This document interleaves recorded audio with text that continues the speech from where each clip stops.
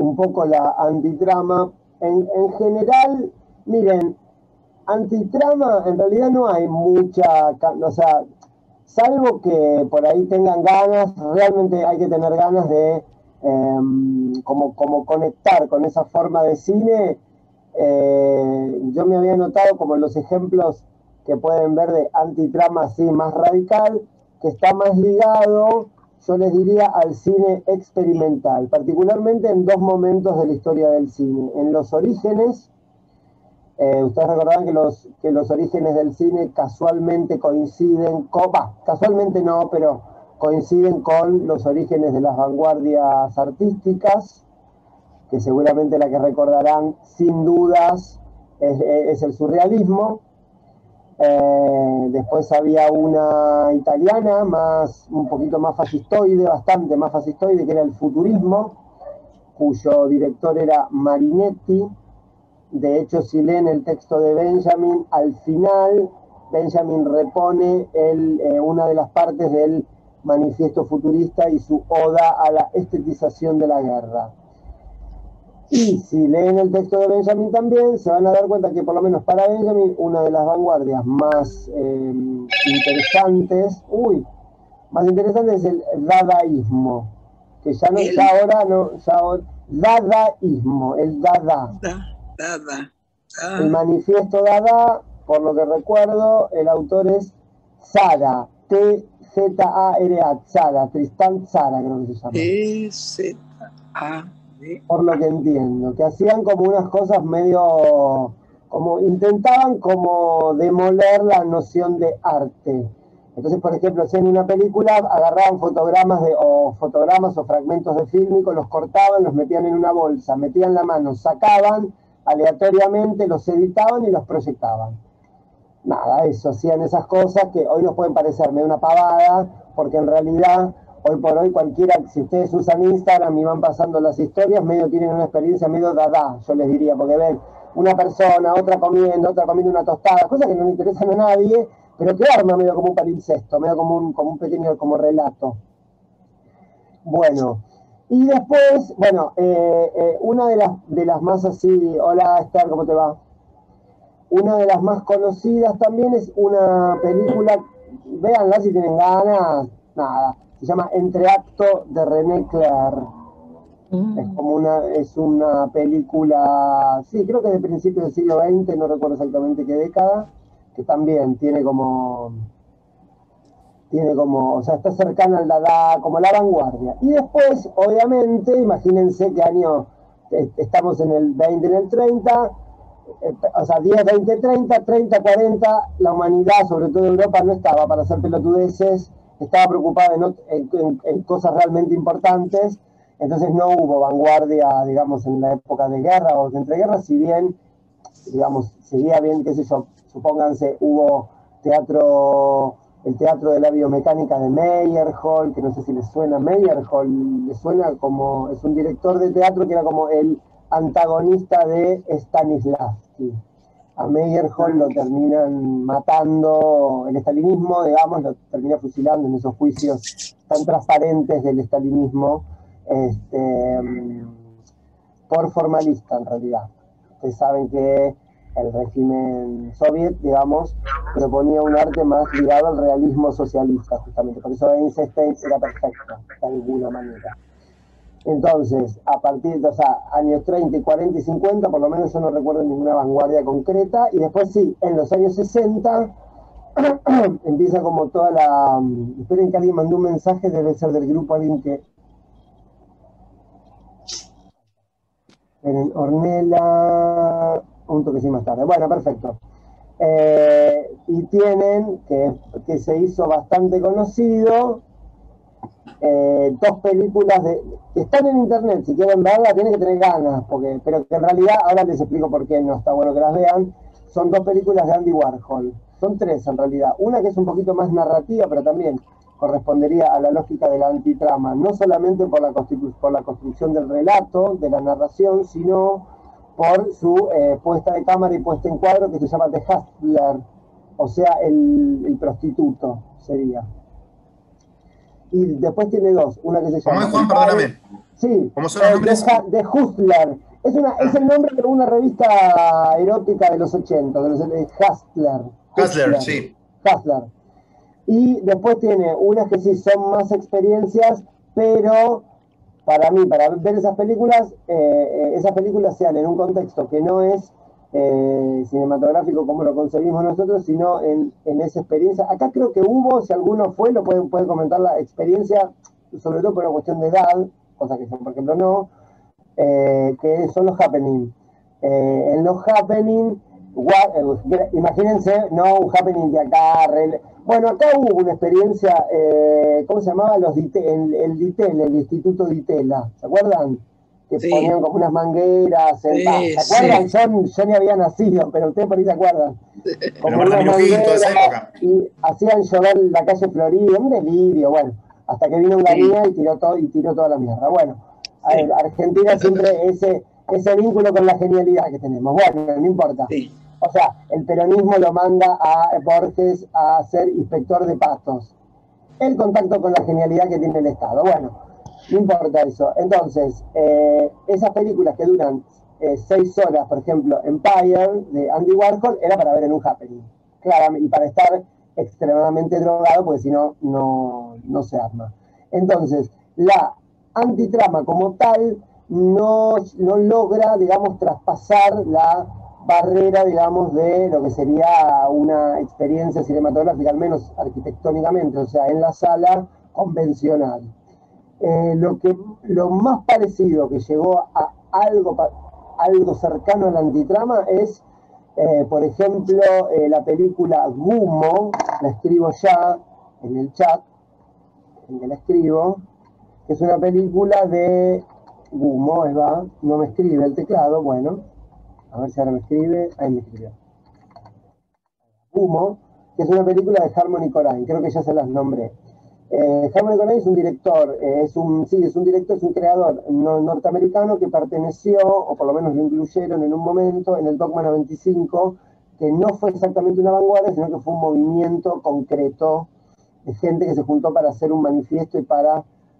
Gumo es de Harmony Korine, esperen que lo escribo. Harmony Korine, bueno, ahí va. Que es el guionista de una película que yo les recomendé de Larry Clark, que se llama Kids Golpe a Golpe, que es una película americana medio documental, en tanto que Larry Clark es como experto en fotoperiodismo. Vieron que el fotoperiodismo no es igual a lo que es un fotógrafo, tiene como otro tipo de estética. Bueno, entonces, esperen que... Ahí va. Entonces, eso es lo más cercano que yo vi a lo que sería antitrama, que para que lo puedan conceptualizar, la antitrama sería, digamos, un objeto cinematográfico cercano al cine experimental. ¿Por qué se llama cine experimental? Porque experimenta con el lenguaje cinematográfico. O sea, desconoce y discute directamente con todo el canon, ya sea narrativo y ya sea de representación. Hay cosas que son interesantes. Yo les digo, para mí el experto, por lo menos en Argentina, por lo menos el que conocí yo, debe haber otros, el experto en eso es Ricardo Parodi, que da cursos hace un montón de tiempo en el Instituto Goethe, y si no en su propio centro de formación que se llama Centro Imagen, una cosa así.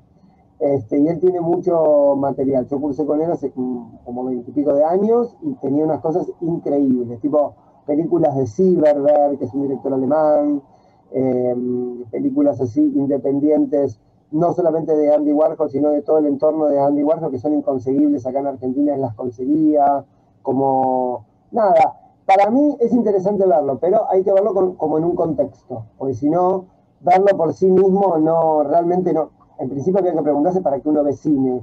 Cuando uno se responde eso, dice, bueno, para un goce estético. Bueno, esto es un goce intelectual, no es un goce estético. Entonces, cada uno habría que ver después si un goce intelectual no corresponde a algo de la estética o si la estética no corresponde a algo intelectual, pero bueno, eso es otra discusión.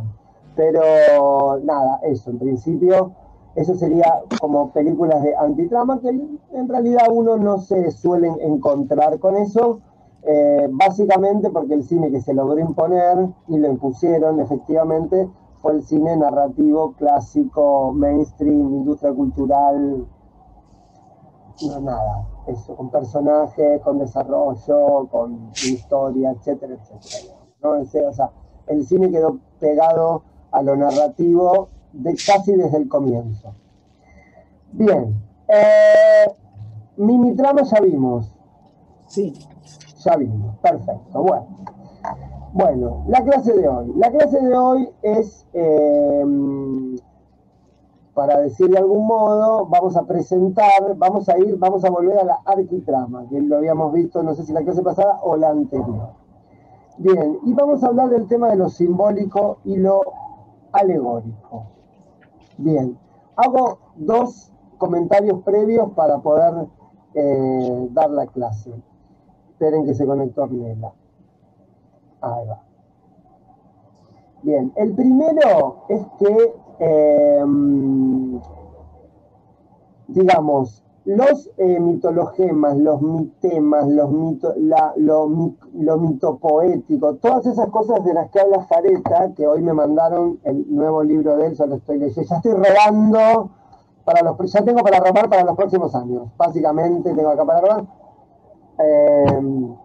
Posiblemente le hago una nota, así que bueno, me mandaron el libro y me estuvo hablando él, me hizo como un scouting, quién era yo, un poco más me da cuánto calzaba, faltaba que me preguntara, bueno, no importa eso. Es una persona, es un señor medio carcamán igual, pero igual es copado, como que creo que le caí bien, así que qué suerte. Bueno, vamos a tomar un poquito de él, un poquito de Jameson.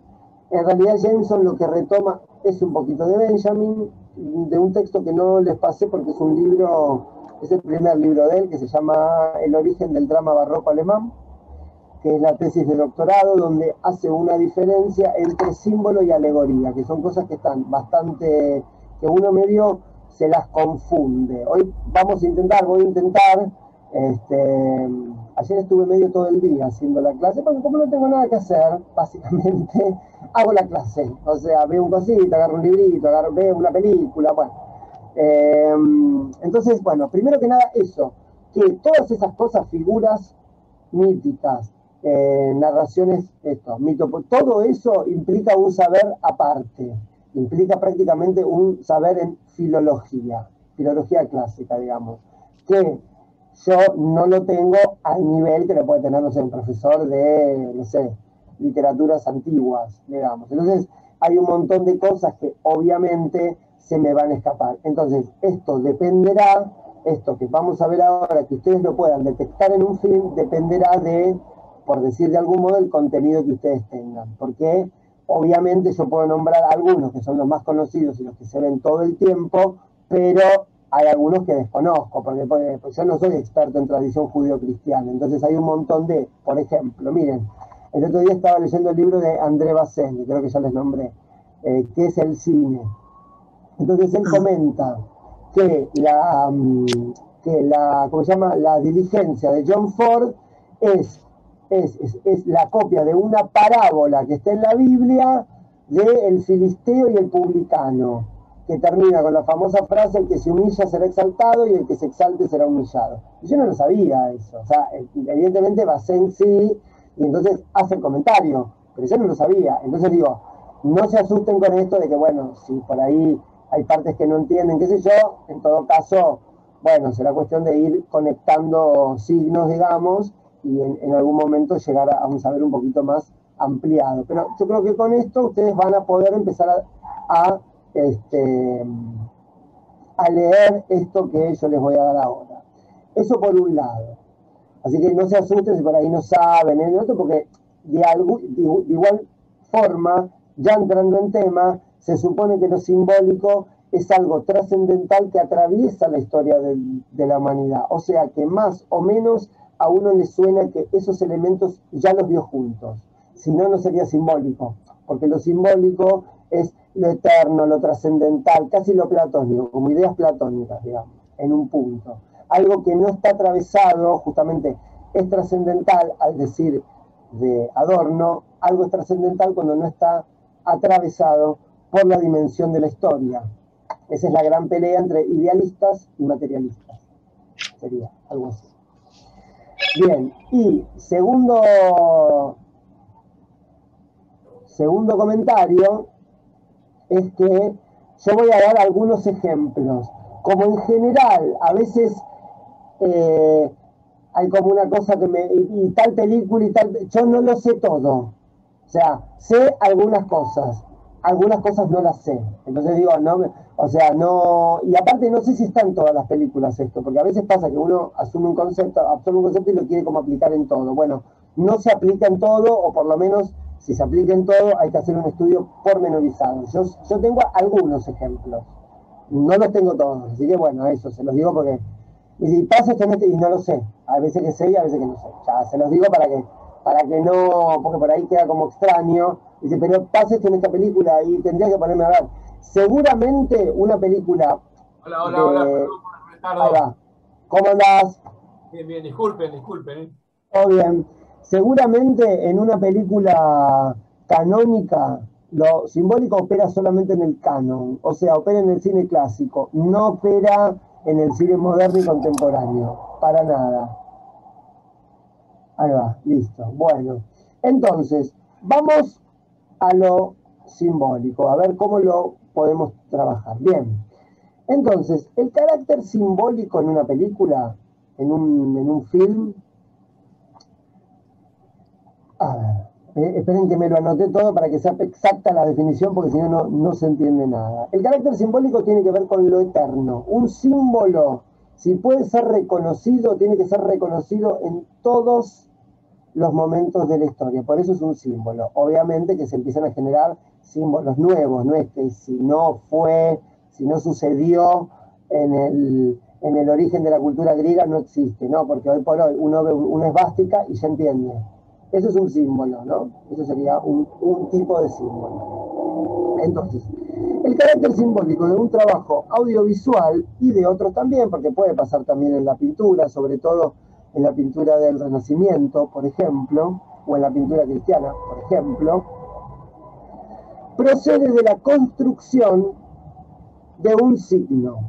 Esto significa lo siguiente: ustedes ven una película X y puede ser que haya una figura, un motivo o un tema, tanto figura, motivo o tema, que a ustedes les parezca que ya lo vieron, que está trayendo la parte superficial. El símbolo es el Cymbeline, ¿no? Cymbeline es una moneda de dos caras que se parte así y cada uno se lleva una mitad. Eso es un símbolo. Entonces, como primera medida, el símbolo es un signo que está compuesto por dos elementos, básicamente. ¿Está bien? Entonces, lo que nosotros vemos en la película materialmente o perceptivamente, digamos, es como la materialidad. ¿Cómo es esa materialidad? Yo puse así, que es material, o sea, son elementos materiales, orgánicos y que tienen que estar anclados en la diégesis. No puede haber un elemento que rompa la diégesis, porque el símbolo es el cine canónico y el cine canónico es el cine de lo orgánico. El símbolo es el cine canónico del orgánico porque... Sí, Hernán. Discúlpame, pero justo sentí el ruido de la moto esa que pasó y no se escuchó nada. Okay. ¿Podés repetir, por favor? Sí, claro. El cine clásico, en realidad, estamos hablando de eso. El cine clásico, cuando digo cine clásico, no piensen solamente en blanco y negro, piensen en películas clásicas, no sé, de directores canónicos. El símbolo tiene que estar integrado a la diégesis. Entonces, la diégesis ya contiene, de alguna manera, actualizado el símbolo. Esto lo marca bien claro Fareta para no confundir con la alegoría. La alegoría, en todo caso, el elemento que va a representar otra cosa, funciona en sí mismo, está en función de otra cosa. Por ejemplo, ¿qué es una alegoría? Bueno, ¿vieron Tiempos Modernos? Sí, todos la vieron. Cuando Chaplin se mete en la máquina, eso es una alegoría. Es la alegoría del trabajador que en su estado total de alienación con la máquina se confunde con ella. Eso es una alegoría, pero no es lo simbólico, no está trabajando eso. Lo simbólico siempre piénsenlo como lo trascendental, como algo transhistórico. O sea, que tiene un origen en un momento. Ustedes piensen que lo simbólico, el mito y el logos, que son como tres conceptos, están relacionados. ¿Cómo está relacionado? Bueno, por ejemplo, el pensamiento o cierto tipo de pensamiento en la antigüedad, no todo el pensamiento, porque en un momento, supongo yo que será desde el siglo V antes de Cristo, o sea, la época de las tragedias, el pensamiento griego muta del pensamiento mítico al pensamiento del logos. ¿Saben qué es el logos? ¿Qué se les ocurre que es? El conocimiento. Sí, la razón, básicamente. La razón. Entonces, el pensamiento mítico, que era lo que soportaba como lógica de organizar el mundo, pasa a un pensamiento racional. Entonces, lo mítico, como ya no servía para explicar el mundo, ustedes piensen que, por ejemplo, Aristóteles era tutor, creo, era tutor de Alejandro Magno, si mal no recuerdo. Imagínense que no le iba a hablar un gran emperador con el mito porque estaba todo mal. O sea, era un racionalista en un punto, pese a que no era igual a Platón. Entonces, el pensamiento mítico empieza a quedar como en desuso y sus figuras se diseminan a partir de los relatos. ¿Por qué? Porque tiene que ver con la tradición. Yo acá me anoté algunos para que los podamos pensar como esa tradición de alguna manera se va como diseminando en diversas cosas. Ahora cuando veamos, esperen que me están escribiendo, yo no sé quién es, romperme las bolas,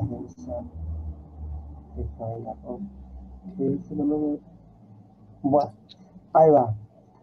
Entonces,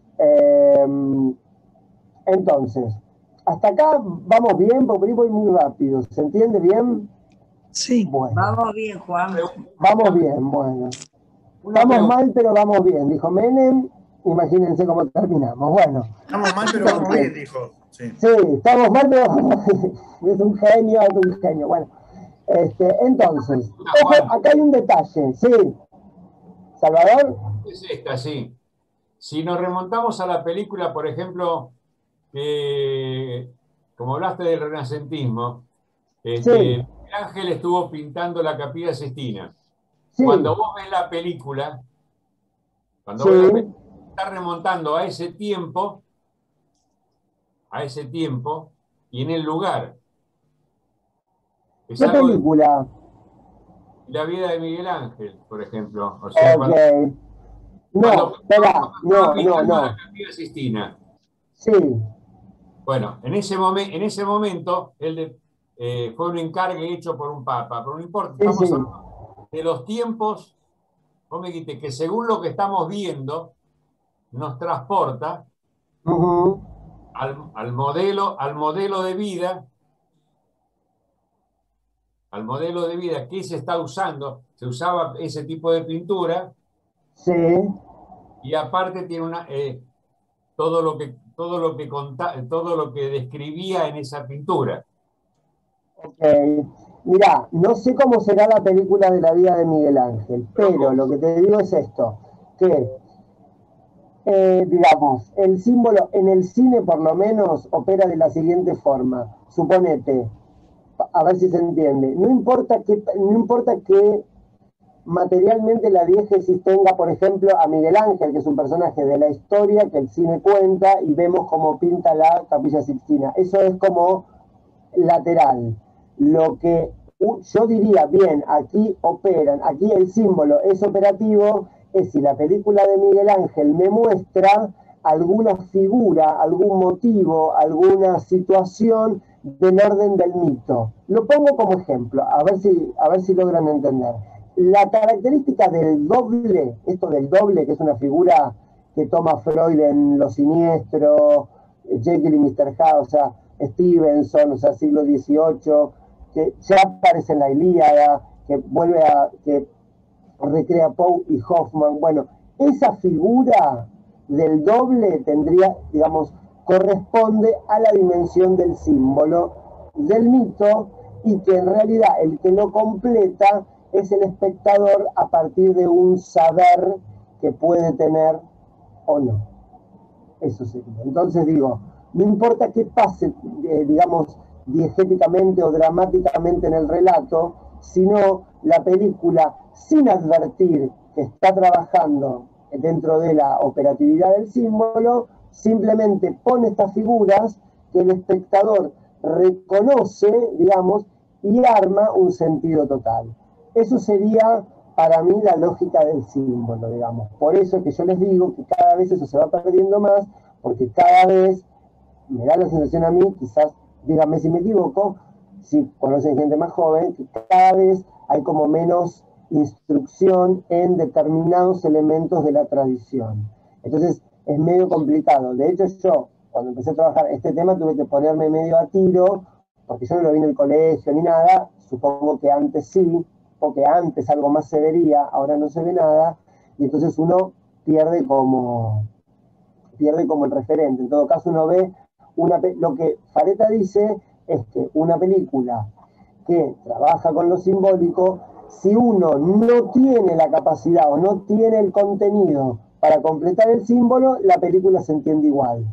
En todo caso, yo veo Terminator y veo un robot, No veo el mito del Golem, por ejemplo. No veo el mito de Jesucristo en Terminator 1, por ejemplo. Supónganse que yo no tuviera formación, no sé, en catequesis o judío-cristiana. Entonces esa parte no la entiendo. No importa, pero la película se entiende igual. En cambio uno ve una película de cine moderno de Tarkovsky y la película arma un acertijo visual donde lo que vemos en la película está en representación de otra cosa. Es como que la película te obliga a un sentido alegórico. ¿Se entiende esto? Porque esto es como medio clave, digamos. El cine más poético en general, moderno, digamos, trata de trabajar con la alegoría, más no así con lo simbólico. ¿Saben por qué creo que es así? Por una cuestión política. Porque a partir del siglo XIX, a partir de cierta filosofía, si quieren más, yo les diría desde Marx en adelante, que Hegel creo que era un tradicionalista, si no me lo dicen, o sea, es un filósofo moderno, pero yo creo que era más un tradicionalista. A partir de el marxismo, como que las filosofías o los sistemas de pensamiento se estructuran a partir de cortar con la tradición. Porque la tradición coagulada en lo que serían los órdenes ecuménicos, o sea, la iglesia, digamos, era como el factor fundamental de la opresión que se desplaza del poder de la iglesia en relación al poder de los feudos al poder del capital. ¿Se entiende esto? ¿O les parece un quilombo? Díganme si les parece un quilombo, porque yo por ahí no se entiende nada, ¿no? ¿No? Sí. Bueno, nada. Quizá no tenemos la demasiada instrucción, como vos decís. Quizá no. No, pero ustedes fueron al colegio cuando en el colegio estaba bueno ir al colegio. Ahora no estaba bueno ir al colegio. O sea, la Biblia habrán leído, por lo menos el Antiguo Testamento. Bueno, como dice Borges, todas las historias están contenidas en la Ilíada, la Odisea y el Antiguo Testamento. Listo, no hay nada para contar. Y eso es un poco así. Ustedes hay que tener ganas de leer la Biblia, hay que tener ganas. Pero bueno, entonces hay algo. Bueno, sí, Hernán. Te quería hacer una consulta, Juan, porque yo estuve haciendo un especial con la radio, un especial de Terry Gilliam. Y cuando vos sabés de Terry Gilliam. Terry Gilliam, sí. El director estadounidense que se fue con los Monty Python. Es inglés, bueno, es inglés. No, es estadounidense. Él, sí, en la guerra se fue a Inglaterra y se radicó. Él es de origen norteamericano, sí. Él es estadounidense, pero ahora se hizo ciudadano inglés. Y vos sabés, cuando me dijiste eso, me acordé de la parte de Brasil, que hay una imagen, seguramente Roberto se debe acordar, que hay una parte de un espejo y hay dos caras, que es de la misma persona. Como que se está tratando de agarrar. ¿Viste cuando vos hablaste de dos imágenes? Sí. ¿De esa parte? ¿De esa imagen? Ay, es que no me acuerdo. Y la vi hace muy poco. ¿En qué momento pasa eso? Me acordé, pero ¿viste cuando vos dijiste hay dos imágenes iguales? y se ve la persona que es la misma, como si estuviese frente a un espejo, y se ve el reflejo de la persona como encontrándose en la mirada. ¿Te acordás? Ok, es que no me acuerdo de eso. Te Se ve preguntaba que por no, eso. sí. Te preguntaba por eso y te preguntaba también porque la última que salió, viste que está en Netflix, El hombre que ¿Cuál? mató a Don Quijote, ¿Es de Terry Gilliam? de Terry Williams. Se estrenó esta Mira, semana quiero verla, Si no, no la vi, no la vi. con Adam Driver. A mí me encantó, a mí me gustó. Obviamente, a mí porque me gusta el absurdo y me gusta ese tipo de género, me Sí, encanta. Pero por eso te decía, él tiene mucho simbolismo con eso también, de lo que vos decís. obviamente, sí. Hay un gitano, viste, que tiene unas miradas así, y es lo que decías vos. Yo por eso estaba tratando de relacionarlo por ese lado. Sí, sí, Gilliam, mirá, Gilliam es un autor que no tengo tan visto en ese sentido. Por ahí lo vi más en el plano del guión, porque creo que no escribe guiones.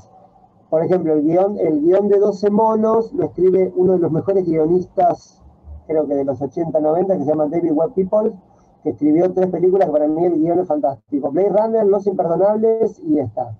12 monos, Y que es había increíble. 4 guiones en realidad. ¿De Él dice, cuál? de 12 monos, Ah, dicen, mira. si a vos te aprobaron este guión, es porque en realidad hay otros guiones. Dame el guión que realmente sea nutritivo, que yo con ese guión quiero laburar. Ah, es increíble. Lo que hace es increíble en esa película. Que da fareta de lo que es un símbolo para él o de lo simbólico. Eh, Seguramente otros autores, yo supongo que Lacan, cuando habla del registro simbólico, debe dar otra explicación de lo que es el símbolo, de lo que es el lenguaje, etc. Pero bueno, esta es la que da Fareta, que es un autor tradicionalista. Así que vamos a seguir esta, que es un poco la línea que estamos persiguiendo nosotros. Anótenla y la debatimos. Hay alguna parte que no entienden, lo vemos. Dice así, símbolo, esperen que entran todos, esperen que estén entre Esther, ahí va. Y dice, es un signo que muestra una parte, suponiendo o recordando al espectador, fíjense esto, suponiendo o recordando, supone que el espectador sabe, la posesión de la otra mitad. ¿Saben qué ejemplo da él que me parece claro para entender el símbolo? ¿Se acuerdan? Yo no sé si sigue estando esto ahora, los chicos que tenían una cadenita con media cosita y que el novio o la novia, bueno, esa pavada eso es un símbolo, digamos.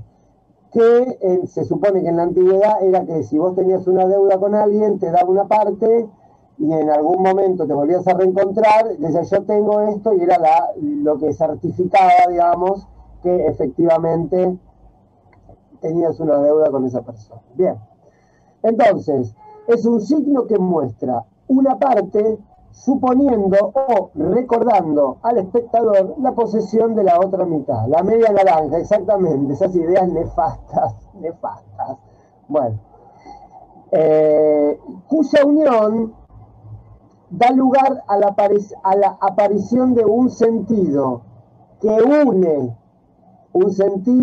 une mediante un puente, el sentido sería el puente, la diégesis con el fuera de campo. Acá esto es Fareta 100%. ¿Qué sería la diégesis con el fuera de campo? Que lo que vemos en la película es una parte del símbolo y lo que el espectador sabe, conoce, se acuerda, le suena, ya vio, ¡pum!, lo completa y dice, esto está hablando de un tema trascendental, porque aparte que hay otra cosa, el símbolo no habla de cualquier cosa. ¿Por qué? Porque los mitos no hablan de cualquier cosa. Ahora vamos a intentar ver de qué hablan los mitos, porque en general era como una especie de, lo voy a decir en términos contemporáneos, es como una especie de epistemología, los mitos. ¿Saben para mí, lo que sería, yo no sé si hay alguno que practica esto que voy a nombrar ahora? Bueno, podemos estar en desacuerdo, no hay problema. Pero, por ejemplo, ¿vieron esa gente que ahora está con vos qué signo sos? Aries, ponele. No, Aries, vos sabés que conmigo no, porque yo tengo la cola de Escorpio que me entra por abajo, una cosa. Bueno, eso es una epistemología mistérica. Diga, bueno, el mito también. El mito es eso, digamos. En vez o no sé, el tarot ¿qué es? Un oráculo, básicamente, es lo mismo, ven que el tarot sería parte, ahí va, miren, hace mucho que lo leí, en un momento me copó, ahora me parece medio un chantapufi, ¿le suena a Jung, Carl Jung? ¿Le suena? Estaba Freud, Jung y no sé qué más, y hoy, bueno, y otros más, Flay, no sé, bueno, Jung era como una especie de epígono de Freud, que se copa con el psicoanálisis, pero medio, como Freud tomaba coco, por ahí estaba más estudiando, y el otro sé que no tomaba nada, y entonces estaba en una con los astros, con no sé qué, bueno, los arquetipos Nadie de... no coincide y ahora te da su opinión. ¿Cómo? ¿Cómo, Felisa? Que Gladys no coincide con vos, Juan, y ahora te A da su ver, que me opinión. diga Gladys, a ver, que es psicoanalista. Si me lo Escuchemos a la pide. listágoga del inconsciente. No. Por ahí lo que modestamente podría aportar, pero no tanto en lo que vos ibas a decir con respecto al psicoanálisis, que bueno, tiene que ver. Sí. Que por ejemplo, el símbolo, Sí.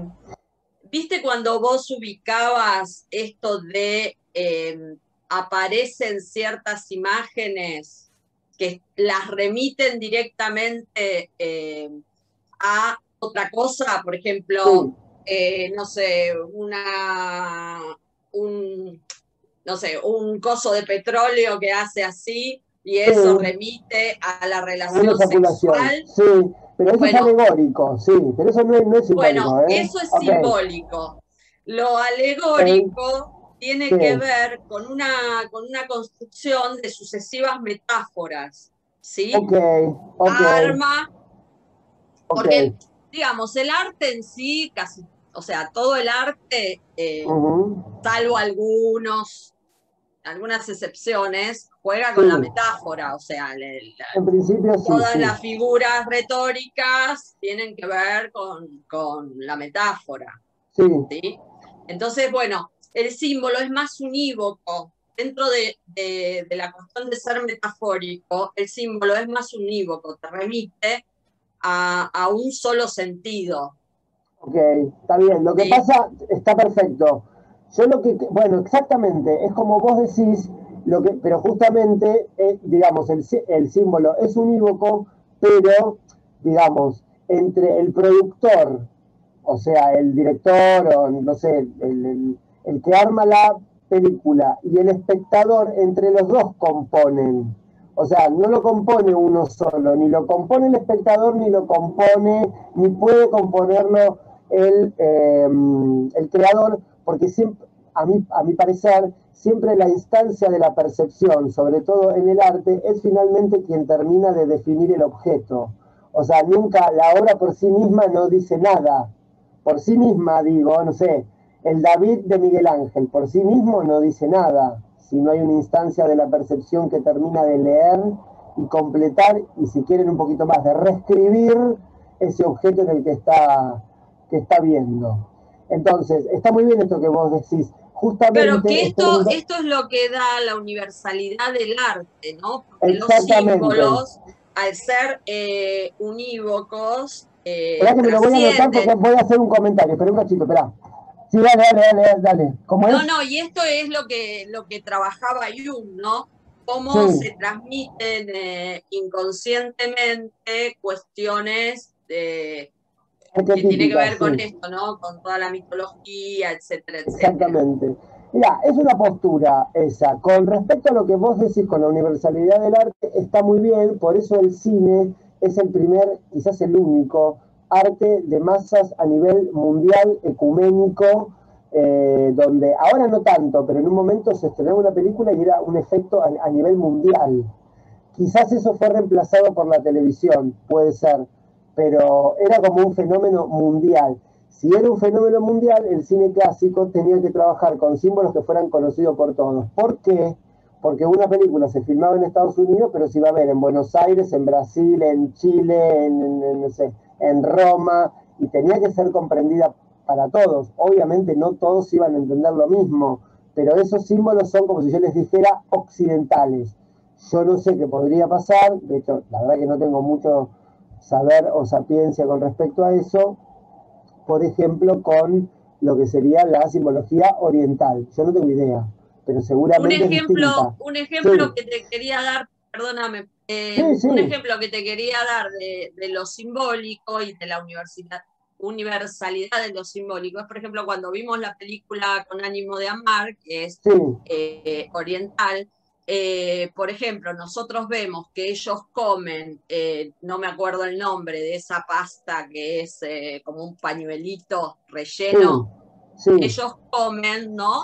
Y es algo totalmente tradicional, ¿no? Claro. Pero cuando nosotros vemos, nosotros podemos desconocer que esa es una comida tradicional, pero cuando nosotros vemos que ellos comen eso, y eso aparece en otra escena, y eso aparece en otra película del mismo modo, inmediatamente hacemos esa conexión de esto, ¿no? De que es tradicional, que tiene que ver con la nutrición, que tiene que ver con los antepasados, y directamente nos remite, no necesitamos. Yo quiero que quede claro algo, está muy bien eso que decís, igual habría que hacer esta salvedad. El campo de lo simbólico es el campo de lo, como para que quede bien claro, las ideas en el sentido, si quieren, religioso, cristianas, platónicas, ese tipo de ideas operan en lo simbólico, o sea, ideas trascendentales. Si son ideas trascendentales, no están atravesadas por la dimensión de la historia. Si no están atravesadas por la dimensión de la historia, entonces son incorruptibles y eternas. Entonces, está muy bien eso que vos decís, pero digo, cuando nosotros ahora veamos alguna, por ejemplo, alguna figura o algún motivo simbólico trascendental que opera en una película contemporánea, por ejemplo, que es el ejemplo que yo les traje, Tiburón, el hombre versus el hombre en una nave versus son un monstruo marino de gran dimensión, que eso se ve en la Odisea y se ve en Tiburón, 2500 años de diferencia, bueno, es porque el tema que está trabajando es como trascendental. Para decirlo así en forma, digamos, como sintética, es el hombre versus su imposibilidad frente a la naturaleza. ¿Se entiende? Ese es el tema trascendental. Entonces, después sí, por supuesto que hay cosas que tienen que ver con la tradición, por ejemplo, una tradición local. Lo que dice Gladys, uno ahí pesca y dice, acá debe haber algo de la tradición en Hong Kong, que yo me estoy perdiendo, pero esto debe ser tradicional. Imagínense un vietnamita, qué sé yo, viendo Nueve Reinas. No va a entender todo exactamente bien, no lo va a entender, pero va a entender que eso es algo que tiene que ver con nuestra cultura. ¿Se entiende esto? O más o menos. Igual, les digo, por supuesto que todo esto tomémoslo también en su movilidad. Porque, por ejemplo, cuando estuve recabando información de los materiales que tengo, por ejemplo, entre símbolo y alegoría, aún grandes escritores, no yo que soy un lumpen, grandes escritores, no se ponen de acuerdo bien cuándo es simbólico, cuándo es alegórico, se confunde un poco, están un poco confundidos, o sea, no hay exactamente una toma de posición con respecto a eso. ¿Se entiende hasta acá? ¿Estamos bien? Bueno. Yo creo que lo simbólico lo marcaste de entrada con la esvástica. Sí. Lo marcaste, si hubieras dicho la cruz, una cruz es un símbolo, y si hubieras dicho la paloma blanca que te refleja la paz. Exactamente. Si hubieras dicho la estrella de David, ya te vas a meter en el holocausto y en toda la historia de la historia judía. Exactamente, o sea, lo que me parece... Estás viendo lo opuesto ya, que se está empalmando con la estrella de David, con el holocausto y con toda su historia. Y si ves la cruz, una cruz vas a pensar en toda esa época, se está empalmando perfectamente como dos mitades de naranja, como dijimos recién. Exactamente, ¿no? Exactamente, es así. De hecho, uno podría pensar que casualmente un régimen fascista como el nazismo, como símbolo, busca una cruz. Podría haber buscado cualquier cosa, pero toma una cruz. Porque la cruz significaba algo para todo Occidente, significaba como cierto tipo, y entonces van a ese elemento. Ven, ahí opera lo simbólico. Hoy por hoy, de hecho, yo les diría que para, por ejemplo, una tribu perdida en el África o en Sudáfrica, uno le muestra una esvástica y no le significa nada, porque no tiene los referentes para saber qué significa. Lo que yo me preguntaría es por qué para nosotros significa el mal.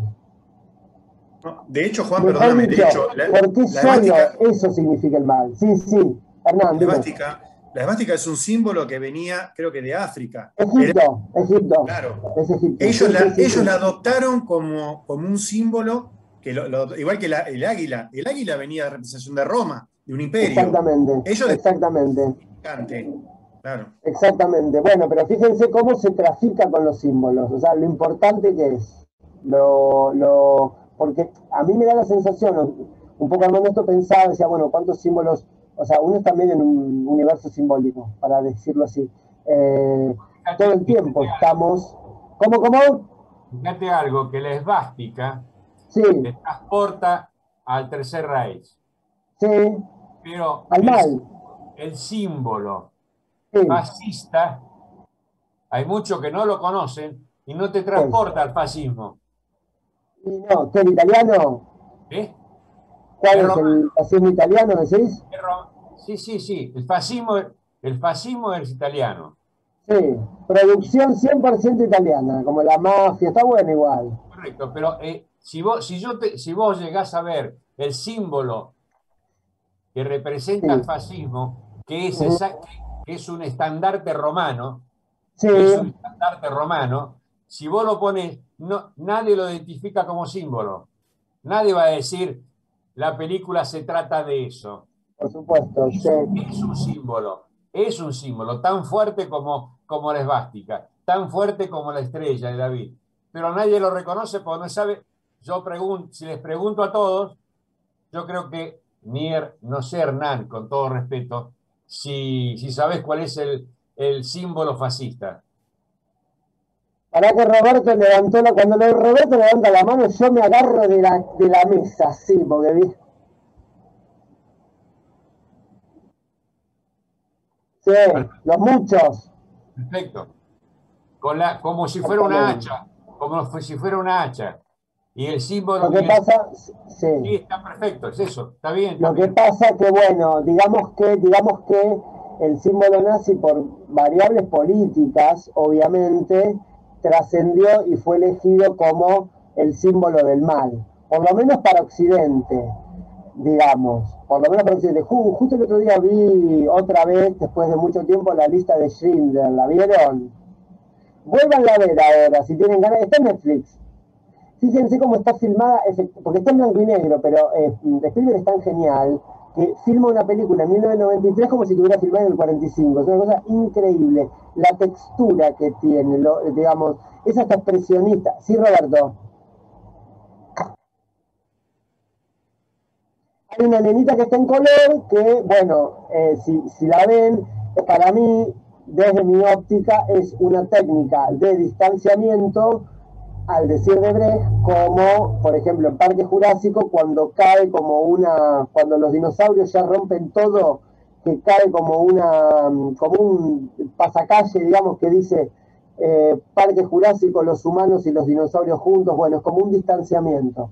Y en esa parte, uno puede pensar que porque Spielberg quiere particularizar en una niña y que la particulariza con el color, pero para mí es un distanciamiento. Está buenísima esa peli y arranca en color. Si la vuelven a ver, arranca en color, se consume una vela y ahí cambia al blanco y negro. ¿Sí, Hernán?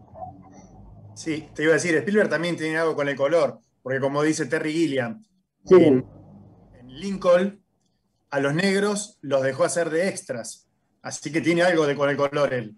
¿Podés decir que es un poquito racista? No. ¿No? Lo dejo a tu criterio, como dijo Karina Olga. Como dijo Karina Olga. Bueno, esperen que nos fuimos al chori, como siempre estamos acostumbrados. Bueno, no importa. Entonces, vuelvo a repetir un poquito. Entonces, perdón, Hernán, ¿quién? ¿Karina Olga Jelinek? ¿Quién más? No hay otra. La filósofa contemporánea, te estoy hablando. Viene Karina Olga, después viene Beatriz Arlo. Así que imagínate.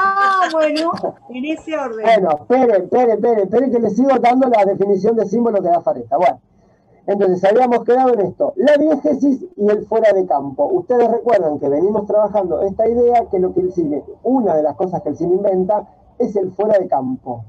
El fuera de campo como espacio que opera directamente dentro del campo. ¿Por qué? Porque la pintura, por lo menos la pintura desde el Renacimiento, digamos, lo que queda por fuera del cuadro no interesa.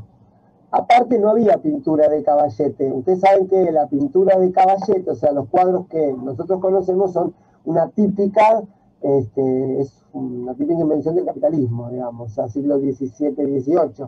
Antes se pintaban en catedrales, digamos, en murales. En la pintura de caballete, el cuadro es para venderlo, porque no vas a vender una catedral o llevarte una pared.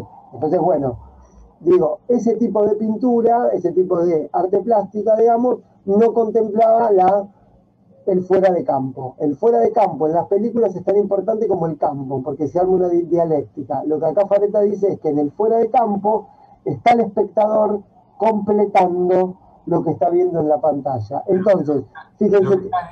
En la pintura, sí. eso se llama la profundidad del cuadro. Claro, pero la profundidad del cuadro que la profundidad del cuadro que se da en la perspectiva, que es un invento del 480, bien, que era para darle más realismo, para emular el aparato óptico humano a la pintura, porque si ustedes ven, de antes de la invención de la perspectiva eran cosas planas.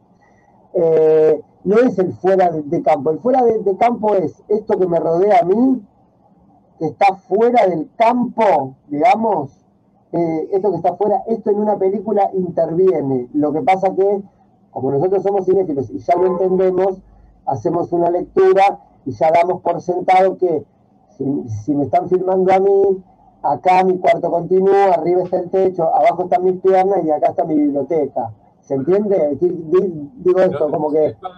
Lo tenés en el cuadro de las meninas. Claro, bueno, pero justo, está bien, pero pará, justo me estás nombrando el cuadro de las meninas, que particularmente es un cuadro que revoluciona un poco hasta yo te diría, inventa un poco, al decir de Foucault, inventa la subjetividad humana, por ejemplo, porque es el primer cuadro que tiene todos los elementos de la representación dentro. Tiene el artista, los retratados y las propias figuras del cuadro. Tiene las figuras del cuadro, el artista y los de afuera. Ese cuadro sí. Lo tenés reflejado en el espejo. Hay un espejo. Exacto, pero bueno. La profundidad de la puerta afuera. No, eso sí. Lo que digo es esto, Lo que digo es que el fuera de campo y el campo es una relación en el cine que inventa justamente el cine. ¿Saben en dónde ven esto? En las películas de Méliès, si las vuelven a ver, prácticamente no hay fuera de campo. Es un plano, corte, otro plano, corte. ¿Viene de dónde? Del teatro, digamos. Pero siempre el fuera de campo fue un lugar importante para las representaciones. Si ustedes recuerdan, si leyeron alguna, las cosas más horribles en las tragedias griegas pasan en el espacio off, no se muestran. Porque como tiene un contenido ritual, no se puede mostrar. Es obsceno mostrar que Edipo se saca los ojos digamos, en la escena. Eso no se muestra. Cuando Antígona se mata, todo pasa afuera. Bueno, sigo con esto un poquito más, así no nos demoramos. Entonces, sigo con esto. Es el signo, dice Fareta, sigue hablando del símbolo, es el signo en cuanto a su reconocimiento de un estatus propio. O sea, lo simbólico vale por sí mismo, es algo de la tradición que vale por sí mismo. De un estatus propio y es dador de un sentido reconocible, está pasando como un camión afuera, es un quilombo, de un sentido reconocible y recordable exclusivamente en y por la puesta en escena.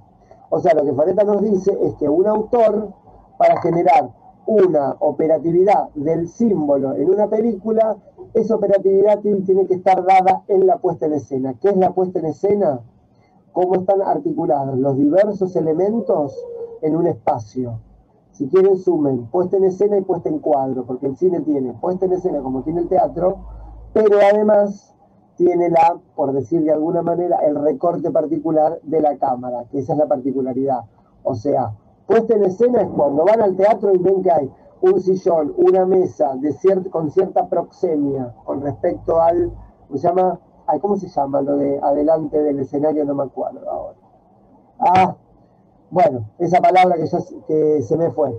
O sea, el proscenio, ahí va, proscenio. Bueno, esos elementos es cómo organizo la escena. La puesta en cuadro es, una vez que organicé eso, recorto con la cámara. Recorto con la cámara para capturar y luego montar y que el sentido esté en el montaje. Por lo menos en el cine clásico, en el cine moderno es otra cosa. ¿Se entiende? Entonces, digo, lo simbólico sucede en la puesta en escena, en los elementos materiales del film, del plano, del, como quieran llamarlo, no sé, del recuadro. ¿Se entiende esto? ¿Sí? Bien.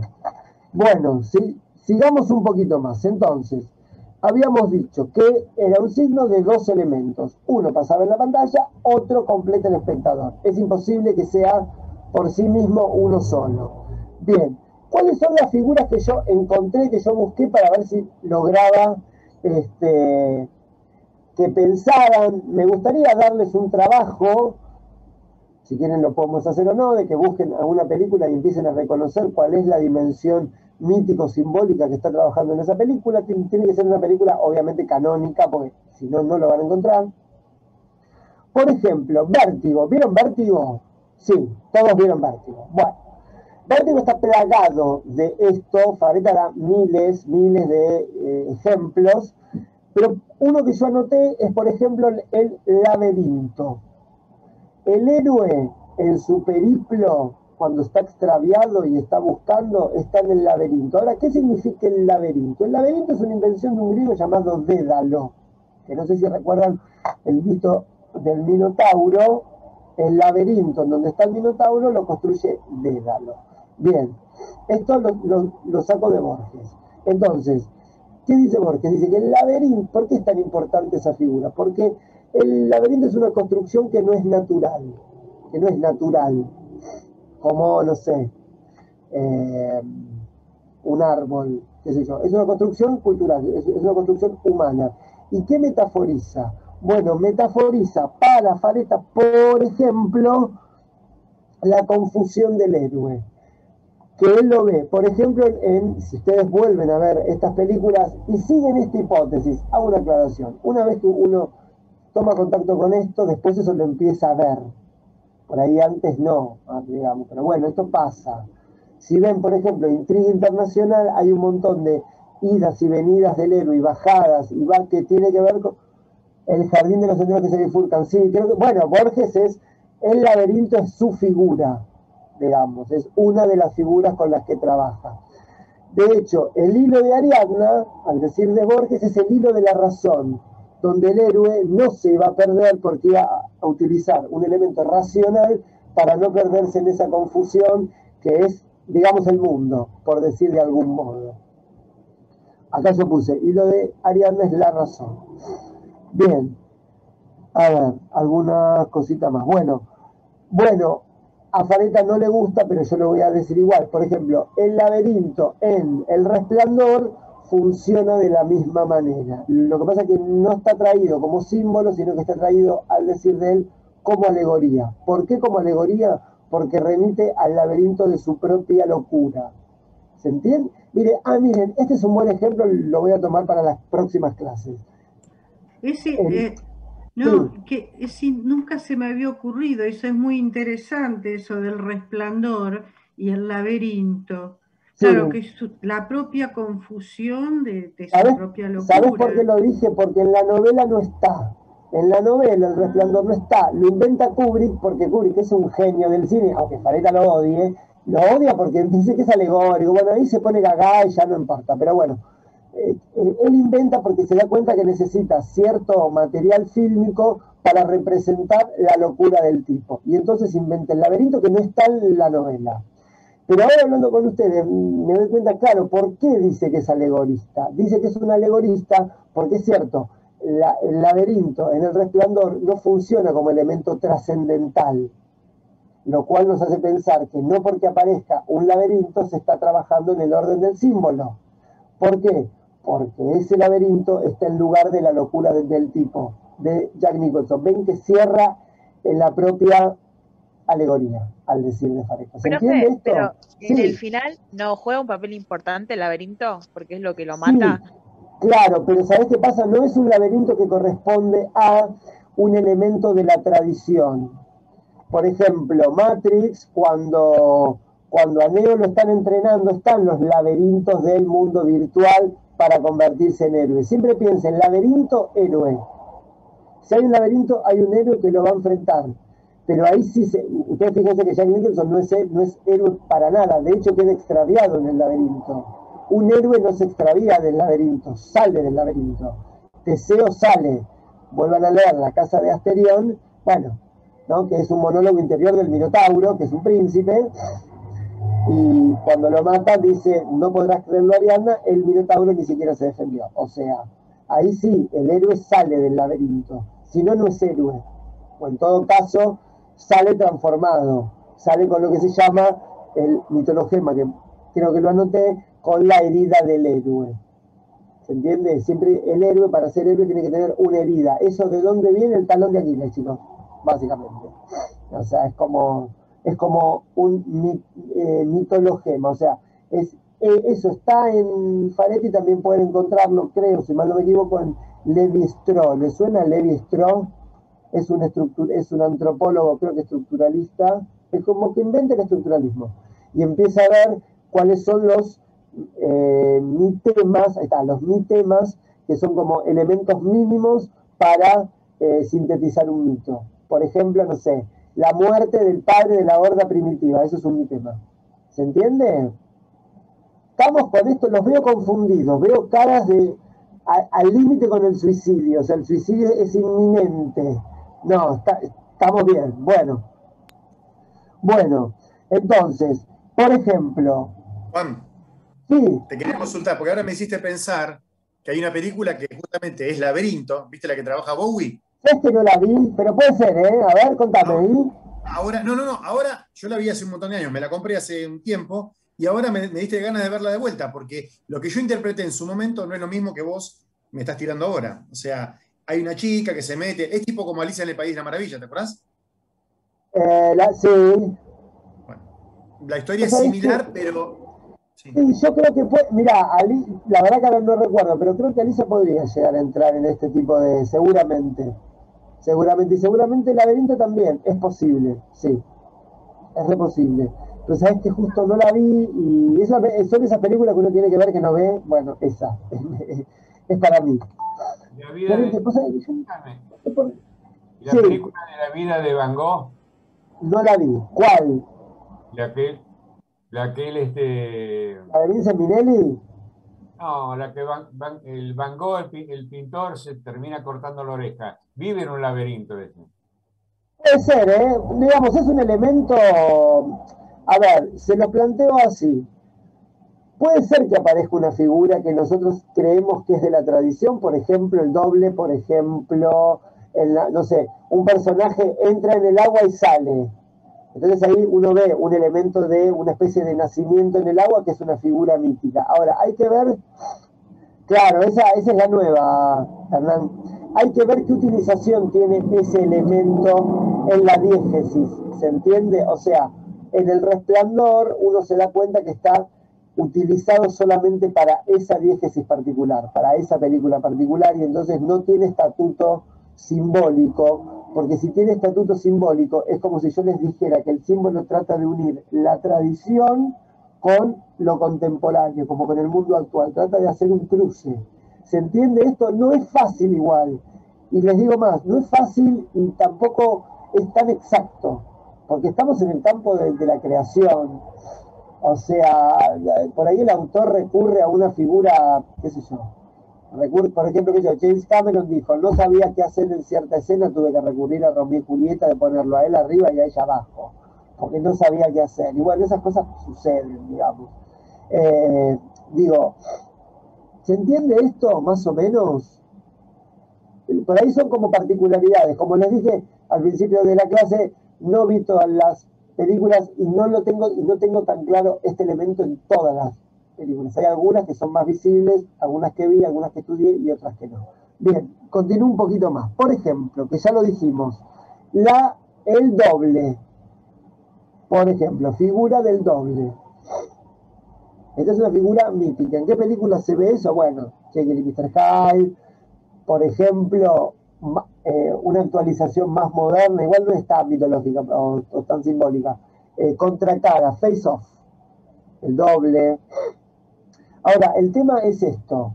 Siempre cuando vean un elemento... Perdón, sí. ¿qué dijiste? ¿En qué película del doble que no te escuché? Contracara, que se llama Contracara, que es con Nicolas Cage y John Travolta, que se llama Face Off. O sea, sin rostro, digamos. Que trata esta idea de la dualidad en el hombre, del bien y del mal. En realidad está hablando de eso, básicamente. Por ejemplo, en la Ilíada, si ustedes recuerdan, hay un momento que Aquiles no quiere pelear, está avanzando el ejército troyano, y Patroclo, que era como su amigo, pero en realidad era su amante, era su compañero de armas, pero era el amante, le pide que vaya a pelear. No va, pero le da la armadura. Cuando le da la armadura y lo mata Héctor, lo mata a Patroclo, en realidad lo está matando una parte de Aquiles. Por eso después la madre tiene que ir a buscar la armadura que le arma Vulcano o Hefesto, según la tradición que tenga. Entonces, este tipo de motivos ya se encuentra por ejemplo, en la Ilíada. El tema de que una persona, igual no sé cuál era el concepto, pero supónganse que uno no era uno, sino que eran dos. ¿Se entiende? O sea, siempre el mundo fue dual, digamos. Bueno, ese elemento de la tradición se continúa hoy con la figura del doble. Claro, cuando va avanzando, por ejemplo, la tecnología, por ejemplo, en el siglo XIX, nos encontramos con Jekyll y Mr. Hyde, porque ¿quién era el señor Hyde? Como una especie de poción que tomaba Jekyll y que lo hacía transformarse en otro, por ejemplo. ¿Se entiende esto, chicos? Pero lo que quiero que entiendan con esto es que un símbolo no tiene un solo sentido, sino que tiene varios. Por ejemplo, el color verde. El color verde puede representar la naturaleza, la pureza, la primavera y la inmadurez. Está demasiado verde, qué viejo verde, no sé, bueno, eso. Digo, siempre tiene un valor dual. Esperen que me están escribiendo en el chat, no sé quién y no sé qué están poniendo y yo sigo hablando. Obi-Wan Kenobi. ¿Quién es Obi-Wan? No, sé quién es. Pero ¿qué pasa con Obi-Wan Kenobi? Porque es un juego de palabras. En realidad, Obi-Wan Kenobi quiere decir 0 es lo que 1 no puede ser. Ok. Mirá vos, ¿cómo tenés esa data? Yo no entiendo. Está bien. Es la primera película que vi a los 4 años. Si me olvido de eso, me tengo que retirar de todo. ¿Cuál viste a los 4 años? Star Wars. Obi-Wan Kenobi con Alec Guinness. No, porque en el 99 se estrenó la que está 77, joven, digamos. 77 en el ópera la vi. Yo no había nacido. Nací 2 años después, no importa. Bueno, no importa. Sigamos. Bueno, otra figura clave, esta es una figura clave, que está en todos los libros de Periplo del Héroe, todo, Descenso a los Infiernos. En Hitchcock, en Vértigo, esto está. ¿Saben en dónde está? Y esto lo declama Fareta. Se está por cortar, así que si se corta y yo lo digo y no se los puedo decir, no lo vuelvo a repetir. No, bueno. Está en la escena donde él, Scotty, la va a buscar a Kim Novak y está todo ese restaurante rojo que está como estallado. Vuelvan a ver porque es increíble. Está todo estallado en rojo. Bueno, eso es una especie de imagen del infierno, por ejemplo, donde ella, que es una creación del mal, porque ella es una creación del mal, ella está creada por ese tipo que lo contrata a él en Vértigo, ella es una creación del mal, tiene que ver con el descenso a los infiernos, que es una figura que ya está en la Ilíada, por supuesto está en la Odisea, y por supuesto está en la tradición órfica, o sea, de Orfeo. ¿Le suena Orfeo? Que va a buscar a su mujer, que me la anoté porque siempre me la confundo con Beatrice. Bueno, el Dante también, pero ¿cómo se llama? Eurídice. ¿Cómo se llama? Siempre me lo olvido. Eurídice, que la va a buscar y él le dice que no te des vuelta, él se da vuelta, pues, bueno, ahí. Esa figura también, que tiene que ver con digamos, con poder poetizar y pensar nuestra propia vida, porque eso es el mito, no es simplemente un cuentito, che, te leo un cuento, es otra cosa. ¿Se entiende esto, chicos? O sea, ese es el valor que le damos al mito en el cine, digamos, que es un elemento, un signo que nos permite pensar en algo más allá de sí mismo. ¿Se entiende esto? ¿Sí? Es como para flashearla un poco igual, ¿no? O sea, no es que tampoco es re importante, pero bueno, nada, eso. Bien, hasta acá, ¿alguna preguntita? No puedo creer que no tengan preguntas porque es un tema, es un tema áspero. Es un tema áspero en principio porque tiene como muchas particularidades. La alegoría, Juan. La alegoría. Ahora es que todavía no terminamos símbolo. No terminamos símbolo. Nunca terminamos. Wow. O sea, no, falta. El público, acá, sí. El público puede ver una película en forma lineal. Sí. O sea, de no ver en lo simbólico. Lineal me refiero al no descubrir la otra media naranja. Exactamente. No darse cuenta de la media naranja. Exactamente. Existe la otra. ¿Cuántas veces uno ve una película y se queda en la mitad, digamos, de la idea del director? Hago un comentario. En realidad, por ahí uno puede ver una película y se queda en la mitad porque la película o no le interesa o está mal contada. Nunca partan de la hipótesis que una película está bien contada, puede ser un desastre. Digamos, a uno le cuesta creer que algo haya pasado por tantos, digamos, por tantas embajadas de producción y sin embargo se hacen desastres. Eso, bueno, en realidad es más probable que una película sea mala que sea buena.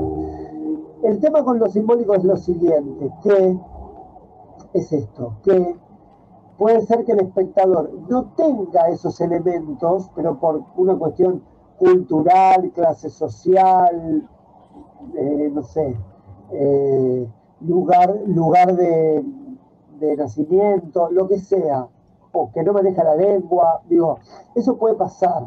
El tema lo que dice Fareca es que lo simbólico, si vos no lo podés completar, la película tiene que funcionar igual como género, o como relato, o como diégesis, tiene que funcionar igual. Cuando vos, que creo que tiene que ver con esto que vos planteaste, Teresa, ves una película y, por ejemplo, no la entendés, pero la película lo que te está proponiendo es que vos entiendas una sola cosa, ahí estamos en el campo de la alegoría. Porque vos no entendés, como dijo Gladys, esa metáfora a qué está remitiendo. Como vos no entendés a qué remite, te lo perdiste y chao, listo, no sé qué es y no entendí nada. Che, ¿qué significa esto? ¿Por qué por qué volaba él en un momento? No sé, una película de Tarkovsky, supónganse. Es una película altamente alegórica, por ejemplo. Pero si vos te perdés eso, si no entendés esa diégesis, la parte por el todo. ¿Qué sería la parte por el todo, Hernán? Lo que yo interpreto que vos decís, Juan, es que no comprendiste todo el concepto, pero entendiste una pequeña parte de eso. A eso me refería. ¿En qué? ¿En lo simbólico o en lo alegórico? Ahora estabas hablando del alegórico, ¿no? Claro, el tema es así. Imagínense esto, Vértigo. Bueno, en Vértigo, al decir de este hombre, hay infinidad de simbología cristiana y católica, porque Hitchcock era católico, entonces se ve que habrá tenido una formación, era inglés, él seguramente habrá ido a alguna escuela jesuítica, que parece que son los más piolas del catolicismo, desconozco, pero parece que son los más piolas, dice, yo no tengo idea. Bueno, y entonces él tiene formación en eso. Entonces, esa película está construida totalmente con elementos de la tradición. Si ustedes vieron Vértigo en algún momento de su vida o en distintos momentos de su vida, posiblemente la primera vez que la vieron un thriller, una especie de policial, que se daban cuenta que era muy bueno, pero nada más, no entendieron todo lo otro. Si la vieron a los 15, supónganse que vieron Vértigo a los 20 años, no sé cuál. Y por ahí no entendieron que en realidad el color verde en Vértigo está representando la pureza, la inmadurez el agua cuando entra y ella sale, el árbol de secoya se está representando, por ejemplo, el laberinto en Vértigo, cómo funciona. En el Vértigo del tipo cuando se le va y se le viene y tiene que subir por las escaleras, bueno, y uno no ve eso, uno ve que un tipo tiene un problemita y ese problemita se usa dramáticamente para el plan que el tipo no sabe que está haciendo factotum de un plan siniestro. ¿Se entiende esto? Eso que dice Teresa es exactamente así. Lo que dice Fareta es que la película se tiene que entender igual, si no, no funciona. Esto sale Juan, sí, dale Gladys. Por ahí la dificultad, dos cositas, a ver, que por ahí la dificultad entre discernir entre lo simbólico y lo alegórico es que lo alegórico también es simbólico, ¿sí? También es simbólico. Ahora, lo simbólico uno puede, como vos decís, no entenderlo a nivel consciente, por decirlo de alguna manera, pero sigue operando, ¿no? Sigue operando mientras, como vos decís, mientras tenga una consistencia a lo largo de, por ejemplo, toda la película. Totalmente, está bien. Y en el caso de lo alegórico es como una construcción del director en donde, digamos, la metáfora puede llegar a ser individual. Entonces uno lo puede captar o no captar. Puede hacer una interpretación diferente o no hacerla. O decir, perdóname, pero no entiendo nada. Exactamente, claro. Claro, un cine más poético está más cercano a lo alegórico. Imagínense la alegoría de la caverna de Platón, como para entender que es una alegoría. Son unos hombres encadenados, pero esos hombres tienen domicilio, pagan impuestos. No, son unos hombres que están en una caverna. Ya la diégesis, por decir de algún modo, es extraña, porque es una alegoría, o sea, son pequeñas figuras que están representando a grandes figuras. O sea, esos hombres encadenados frente a una pared que les pasan como unos objetos que son iluminados desde atrás, por eso se llama la alegoría de la caverna. Entonces, esos hombres representan a la humanidad. ¿Por qué? Porque los humanos tienen viven en un mundo ilusorio donde las cosas, digamos, son falsas en un punto. En realidad, las cosas verdaderas suceden en otro plano. ¿En qué plano? En el plano metafísico. Entonces, la alegoría de la caverna funciona a ese nivel. Es un pequeño, como dice Fareto, es un acertijo visual que lo que te permite, con una pequeña foto, remite a otra cosa. Ustedes fíjense que lo simbólico es totalmente lo opuesto. Por lo menos en esto que estamos hablando, en el cine. Digo, que yo lo que veo es diegético. Lo que veo es una diégesis, tiene un verosímil, puede hasta ser de un género, puede ser film noir, puede ser un thriller, puede ser un melodrama, no importa el género, pero es algo que yo lo veo y lo entiendo, no está representando otra cosa. Pero dentro de esa diégesis, esas figuras o esos motivos o ciertas acciones dramáticas, si el espectador tiene la otra mitad, completa y dice, no sé, Kim Novak se tira al agua. Entonces cuando James Stewart la rescata y la saca, en realidad esa es una figura de una especie de renacimiento. Vio el bautismo, la gente, vieron que hay bautismo, que era Juan el Bautista, se lo metía en el agua y se lo sacaba. Bueno, esa figura. Entonces, fíjense, pero tiene sentido en la diégesis. O sea, tiene sentido que ella se tire y que él la saque. Tiene un sentido diegético en la película. No es algo que viene y de pronto un personaje, como está muy enamorado, empieza a volar. ¿Saben qué? Ahora, eso me ocurre. ¿Qué cine sería totalmente alegórico? El cine de Subiela. Sobre todo, Últimas imágenes del naufragio, No te mueras sin decirme a dónde vas, El lado oscuro del corazón, que él, vieron que hay una escena que se desnuda ante ella, mete la mano así y por unos cortes y se saca el corazón y se lo entrega. Eso es una alegoría. ¿Por qué es una alegoría? Y porque no hay un verosímil que te sostenga que vos te metés la mano en el corazón, si no entregás a hombre seguís vivo. Y a la otra escena estás igual. ¿Se entiende esto?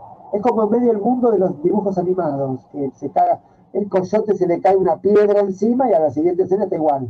Es un mundo, al decir de sí, preontológico, o sea, no hay, como que no hay materialidad. Bien, hasta acá, ¿cómo venimos? Una pregunta. Sí. Escuchame la música o el sonido Ajá. de una canción. ¿Puede llegar a ser un símbolo y una alegoría al mismo tiempo? Por ejemplo, la canción del Mundial de Italia, Sí. que ya es un símbolo, porque Sí. la Me metes en cualquier encanta. lado. Y aparte es alegórica porque te hace recordar siamo fuori de la copa. Te hace como que perdiste algo. O sea, la Mira, puede meter en cualquier escena donde se pierde un amor, por ejemplo. Bueno, o sea, para mí es un símbolo. está bueno esto de decir, yo en realidad para mí, digamos, acá, a ver, el tema es así, es posible que esa canción, particularmente para nosotros, que somos argentinos y qué sé yo, signifique algo, completemos algo, lo que no me parece es que... No, yo lo hablo a nivel universal, no argentino, no como argentino, en el mundo. En el mundo ¿Cómo?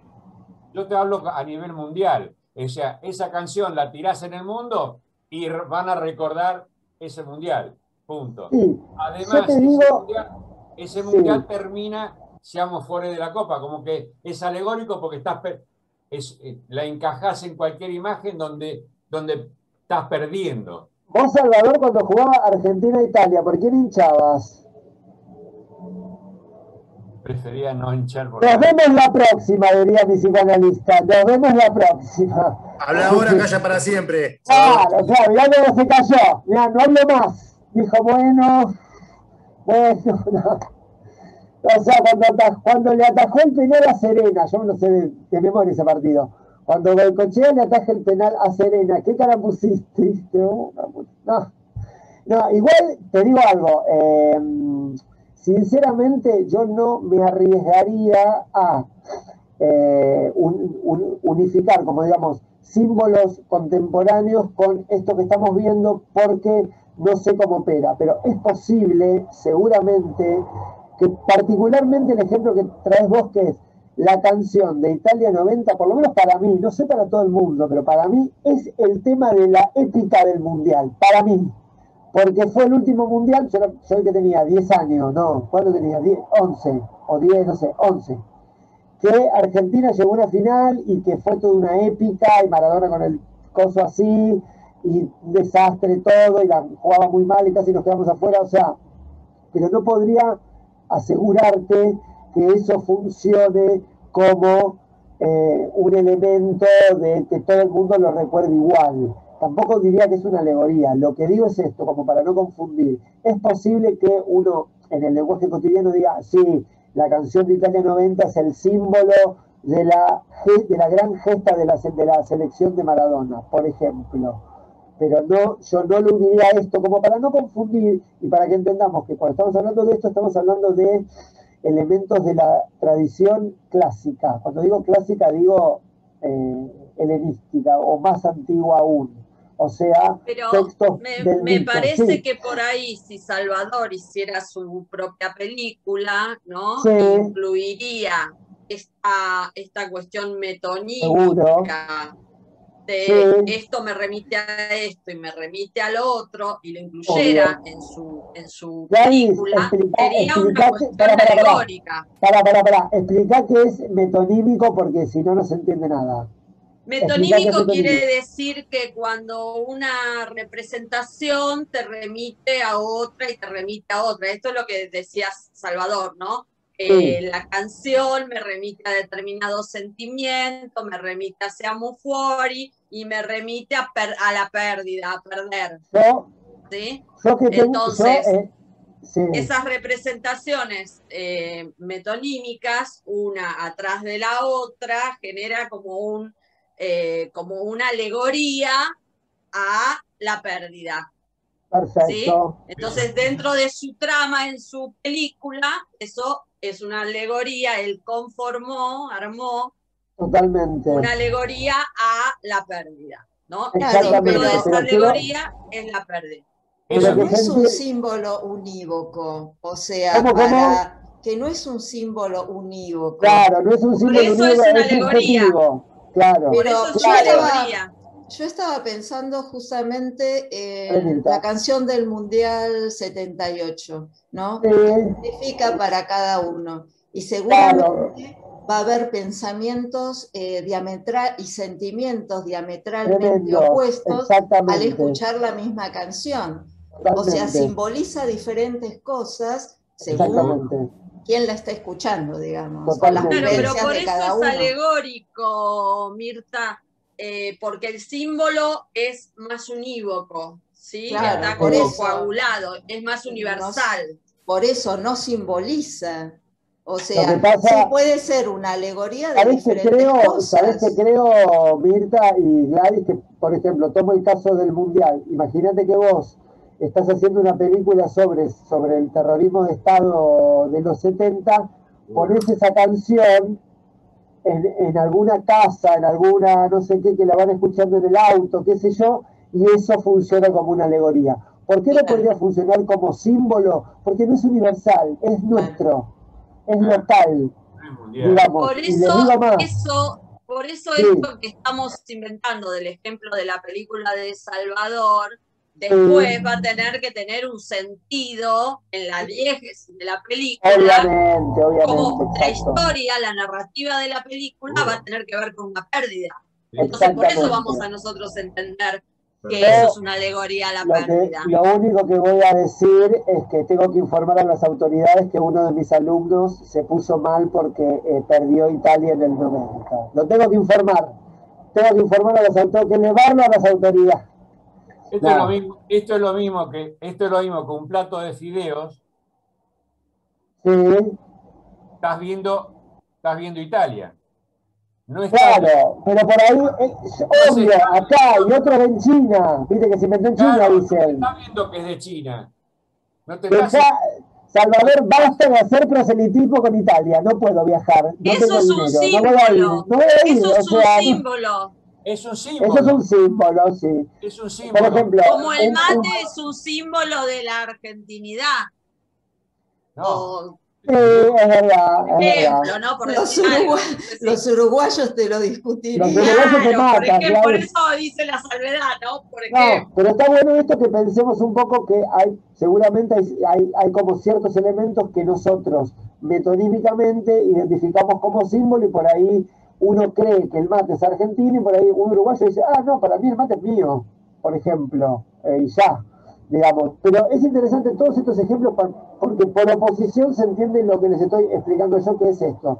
En una película mainstream, canónica, de industria, para todo público, pero para todo el público, para todo el mundo, por eso los americanos son quienes son, porque ellos piensan para todo el universo, vivo, al decir de Susana, vivo, se tiene que entender y entonces trabajan, ya voy, Roberto, se tiene que entender para todo el mundo. Para que se entienda para todo el mundo, por lo menos occidental, porque nosotros pensamos que todo el mundo es occidente, o sea que no, pero bueno, supongamos que todo el mundo fuera occidente, esos símbolos están en la tradición. Sí, Roberto.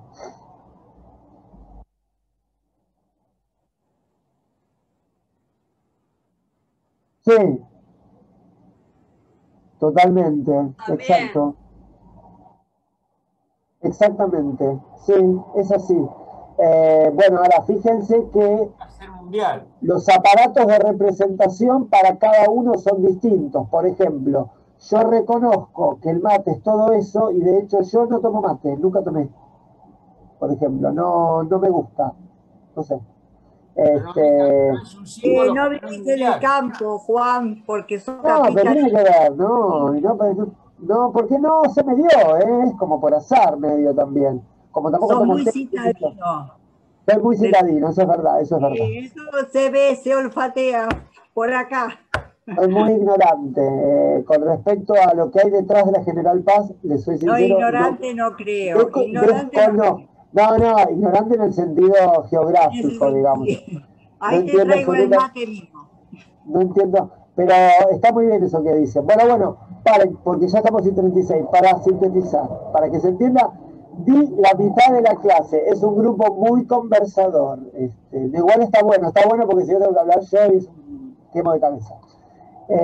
Para que se entienda bien, igual ya para las clases que vienen, quizás para fin de cuatrimestre, estaría bueno que puedan hacer, con el saber que cada uno tenga, no importa, que puedan ver alguna película medio así mainstream y puedan hacer una lectura de qué elementos simbólicos encontraron, cuáles son las figuras, o sea, seguramente si ponen, yo tendría que buscarlo, pero si quieren, ahora con la biblioteca de Babel que uno tiene virtual, ponen elementos míticos y le sale el laberinto, le sale todo.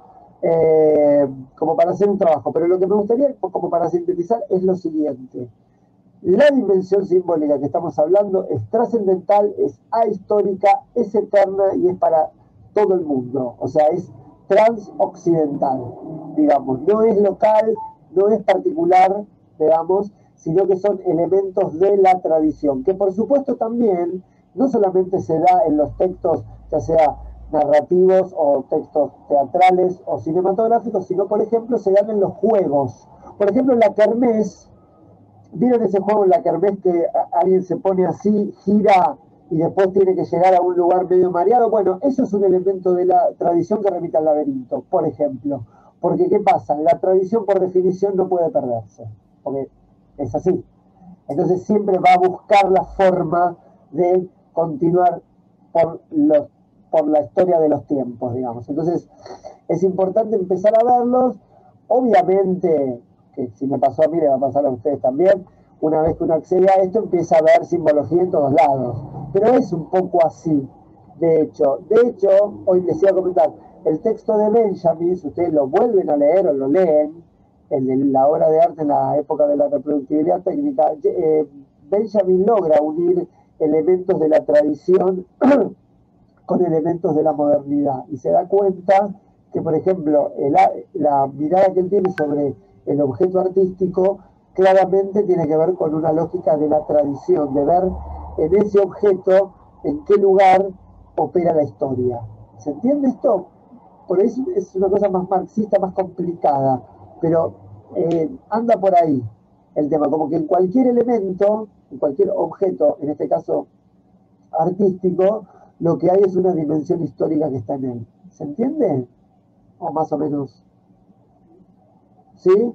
Bueno, si no lo vamos a entender en las clases que vienen. Bueno, estamos y 39. Entonces, dimos la mitad. Si quieren, está en Netflix. Si quieren, para la clase que viene, porque yo lo voy a hablar, vean Tiburón. Está en Netflix. Por ahí ya están re podridos de ver Tiburón, pero vuelven a ver, yo la vi la semana pasada. Lo vale. Créanme que lo vale. No voy a dar, igual lo voy a buscar para tenerlo, pero no voy a dar la interpretación de Zizek, porque Zizek hace toda una operación sobre la interpretación de qué significa el tiburón. Eso no es nuestro problema, ¿se entiende? Si el tiburón significa el miedo al comunismo, el miedo al capitalismo, el miedo de los... No nos interesa es qué significa. Justamente la dimensión simbólica te sustrae ese problema y dice, no importa qué significa, vamos a pensar la relación de los límites del hombre, o sea, ¿qué es los límites del hombre? La dimensión trágica, el hombre no lo puede todo, versus la naturaleza.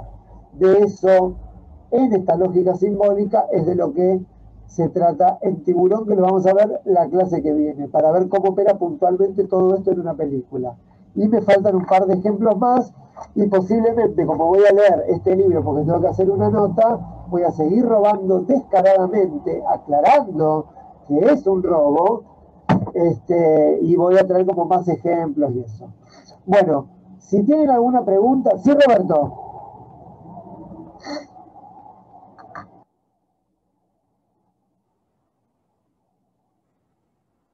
Sí.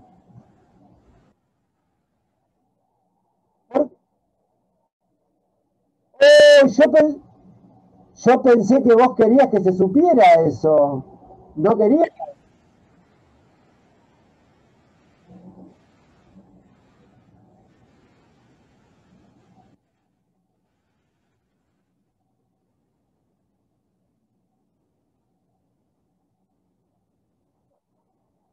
Ah, no me acordaba, la verdad no me acordaba. No, bueno, no importa. Somos todos adultos, la verdad. Sinceramente no me acordaba, pero me parece que había un problemita, no me acuerdo ahora. Si está Pedro, le podría preguntar, a ver si está Pedro un cachito.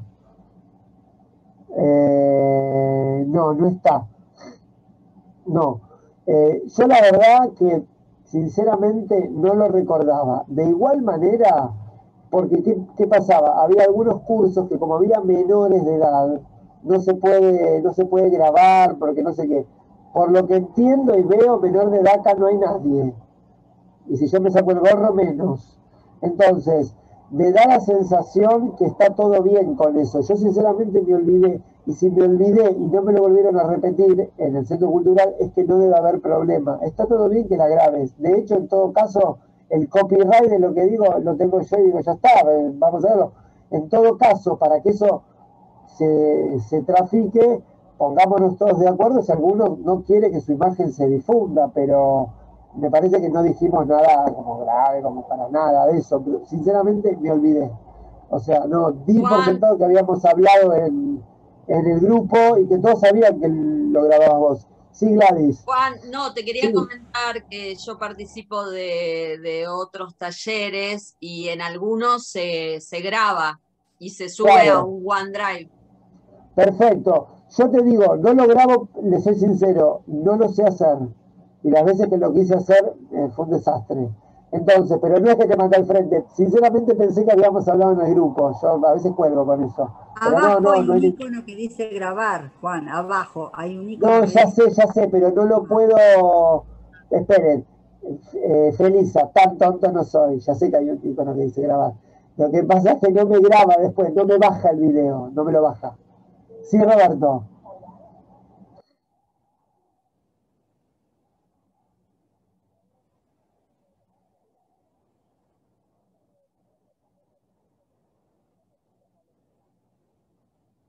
Ahí va. Ay, claro.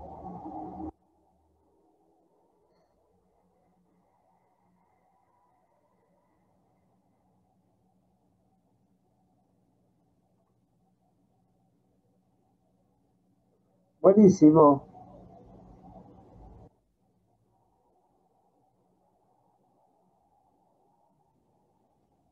Está buenísimo. Sin ningún problema. Si alguna persona, por ejemplo, tiene algún problema no sé, con su derecho de imagen, que bueno, puede ser que lo tengan, que son muy son muy vedettes, no, pero ya no creo que tengamos problemas. Nadie ha dicho nada fuera de lugar ni nada. Yo creo que no dije nada fuera de lugar, creo. Así que sí, si les interesa, yo no sé si les interesa a ustedes volver a ver esto, o sea, sí, no sé, bueno,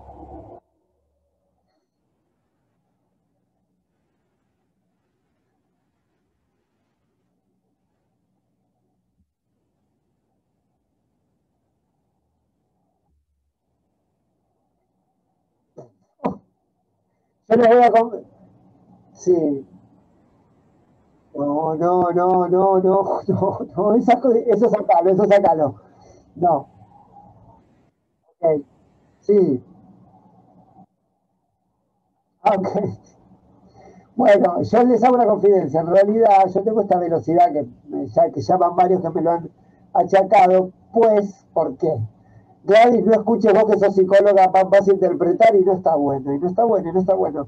Porque yo hasta los, supónganse, 10, 12, hablaba mal, no sabía medio hablar, no sé qué me pasaba, tenía una intervención, no sé qué me sucedía, y en un momento eso se destrabó, y se destrabó de tal forma, tendrá que, al decir un psicoanalista, tendrá que ver con la sexualidad, no sé, no me interesa. Lo que digo es que yo era como, y de pronto empecé, ¡plá! Y me convertí en Enrique Pinti de la noche a la mañana.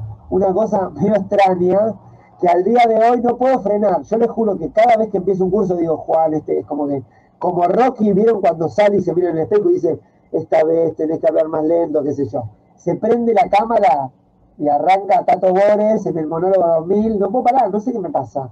Que tengo como una verborrea. ¿Sabés qué Sí. podés hacer que te hace bien? A mí me hizo muy bien el curso de radio. ¿Sabés cuándo te pasa eso? Cuando te empezás a escuchar. Cuando vos te mira. a tu propia voz, yo tenía Sí. el mismo tema que tenés. Hace 3 o 4 años empecé a hacer radio. Sí. Y ahora, de hablar, me acuerdo el registro que tengo de mi propia voz. Y a veces que me pasa que familiares y amigos me dicen, che, ahora yo te entiendo. Mejor. Claro, parecía, ¿viste el WhatsApp? ¿Viste cuando le pones en 2? Que sale, hola, ¿qué se encuentra? Ay, no, es tremendo. Me registraba así. Y ahora, Sí, no, cuando me escucho, digo, tengo que hablar más pausado.